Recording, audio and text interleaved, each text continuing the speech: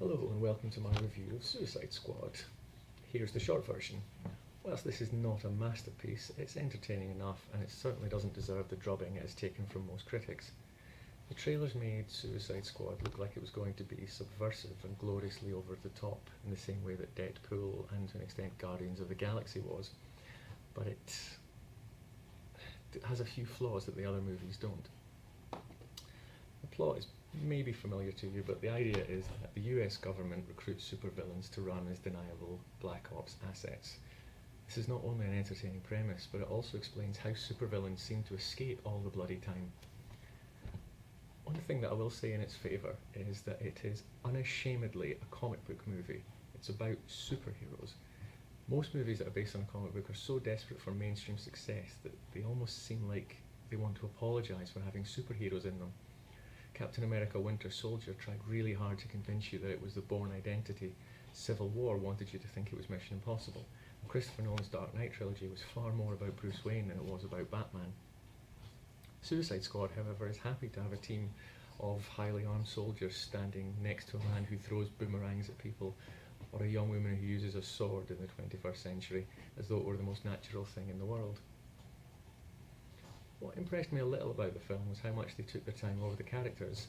Now, to be fair, some of the characters are underdeveloped, but most of them are fleshed out as much as they need to be for a movie like this, and there were a few poignant moments that were handled competently by David Ayer. The ensemble cast isn't quite as well balanced as Joss Whedon's Avengers. Most of the screen time goes to Will Smith's Deadshot and Margot Robbie's Harley Quinn, and Viola Davis's pitch-perfect performance as Amanda Waller, who is a fantastic character if you've ever read the comics, and Viola Davis absolutely nails this one. It's worth going to see for her alone. A fair amount of the screen time is given to Jared Leto's Joker, even though some people have been complaining that there wasn't enough of him in it. Personally, I found his performance a little over the top, and I know that is a strange complaint to make about the Joker. This leads into one of my first complaints about the film. The Harley Joker subplot was well handled, but it interrupts the pacing and makes the film feel disjointed. I suspect this is another side effect of DC trying to do in the space of 2 movies what Marvel did in the space of 7 or 8.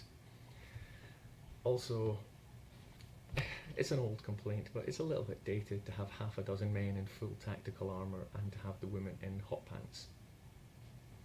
That being said, Margot Robbie's bomb is very nice, and her character is at least written as a human being and not as a blow-up doll. I'd like to say that the action is well staged, and I think it is, but it's hard to tell, because of course it's shot in the contemporary multiple angle minimal clarity style. I hate to sound like a fanboy, but I miss Joss Whedon. There are problems with some of the characters as well. As a comic book fan, I'm not certain I like the adaptations for all of them.